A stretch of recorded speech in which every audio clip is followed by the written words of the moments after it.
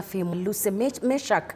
Na kwingineko ni kwamba wapelelezi wa DCI wameanzisha rasmi uchunguzi wa kina kuhusu kifo cha waziri na mbunge wa zamani wa Lugari Cyrus Jirongo ambaye aliaga dunia kufuatia ajali iliyotokea mapema Jumamosi usiku kwenye barabara kuu ya Naivasha kuelekea Nairobi. Na kama anavyotuarifu mwanahabari wetu Samira Mohamed ni kwamba picha za kanda za CCTV zimebaini dakika za mwisho za marehemu kabla ya mauti yake. Haya yanajiri huku upasuaji wa mwili wake ukiashiria ama ukiahirishwa hadi Jumatano, huku wapelelezi wakizuru eneo la tukio.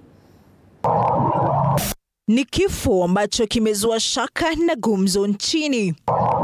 Kifo cha aliyekuwa waziri wa zamani na mbunge wa Lugari Cyrus Jirongo sasa kikiibua hisia mseto nchini.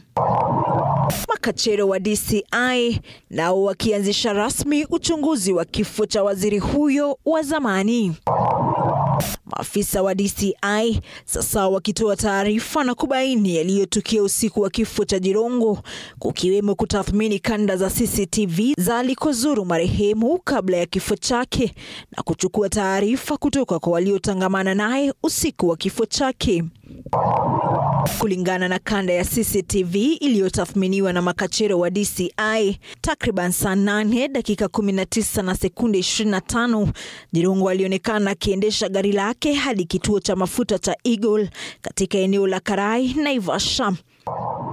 Takriban saa 8 dakika 19 na sekunde 19, kamera za CCTV zilimnasa Jirongo akiondoka kwenye kituo hicho cha mafuta na kuendesha upande wa kulia kuelekea Nairobi kabla ya kutokea kwa kifo chake takriban saa 8 dakika 19 na sekunde 25, ambapo ajali hiyo ilitokea. Kifo cha mbunge huyo wa zamani kimeibua hisia mseto nchini, huku jamaa na marafiki wa marehemu wakitaka uchunguzi ufanywe kwa haraka, huku wakishangaa jinsi ambavyo mbunge huyo wa zamani wa Lugari alivyosafiri kutoka Karen hadi Naivasha ilhali alikuwa akienda nyumbani kwake Gigiri. Samira Mohamed, runinga ya TV 47.